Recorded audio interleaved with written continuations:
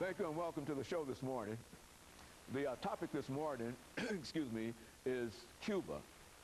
And we're fortunate to have with us to talk about Cuba, Dr. LMadu2. And I think the audience recognizes Dr. LMadu2 from the many shows that we've had with him, dealing not only with South America, but with the Middle East, with Africa, and with almost every continent. In a real sense, Dr. LMadu2, I think, explaining the kind of information and the kind of influence that you bring to our discussions here. Mm-hmm. And I'm glad to have you here this morning to talk about Cuba, because this was one of the first of the colonies. And let's talk about it. Let's have you give us some information about it, background information, and then get into the topic of Cuba itself. Well, everybody understands that Cuba, was a former Spanish colony. We remember the Spanish-American War and, what happened, how Cuba, became independent, up to the revolution, up to the treaty, the Guantanamo Bay Treaty and all that. In order to understand, Cuba today, one has to go on what I might call 3 levels. Mm-hmm. One is from 1959, when Fidel Castro overthrew Fulgencio Batista, mm-hmm.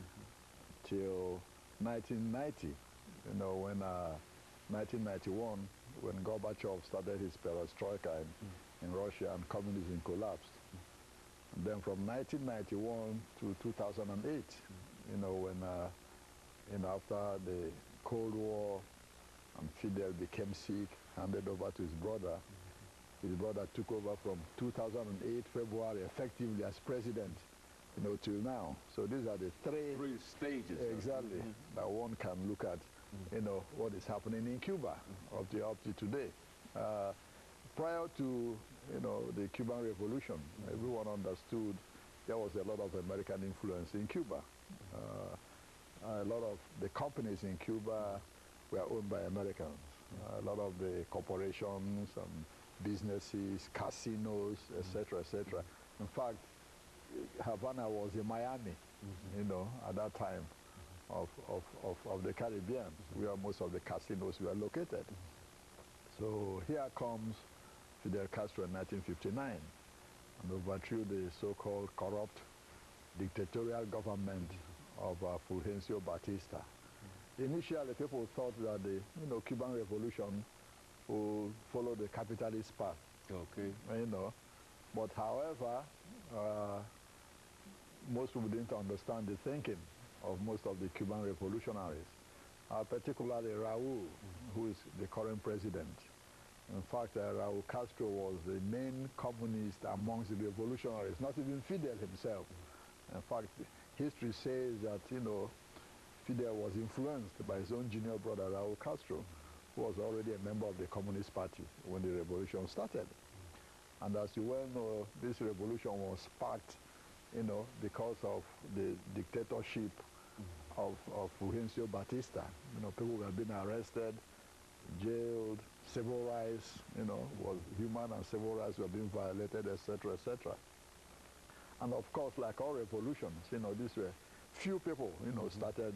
About 5 or 6 of them, really. You have Fidel Castro, you have Raúl Castro, his brother, you have Che Guevara, the Argentine medical doctor, you have Huba Mato, who was Commandant Huba Mato, and then one of the most charismatic of all of them, who Camilo Cienfuegos, who died in a mysterious plane crash some time ago. You have 5 of them plus the highest ranking black amongst them, called Juan Almeida, Major Juan Almeida. He just died 2 years ago. You are just a group of them who started the revolution. When they came to power, like I said, they appointed some figureheads known to the Americans, to make the American government feel comfortable. But at the same time, Fidel Castro and his brother and the rest wanted a socialist, Cuba, where unemployment will be a thing of the past, racial discrimination will be a thing of the past, free health care, free education, and you name it.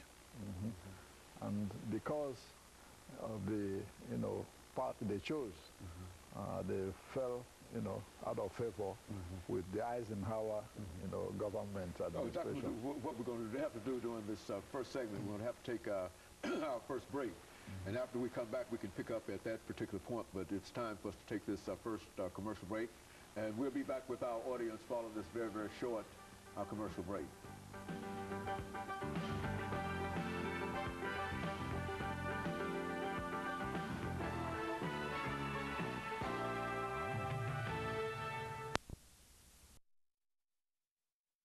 We're talking to Dr. LMadu2.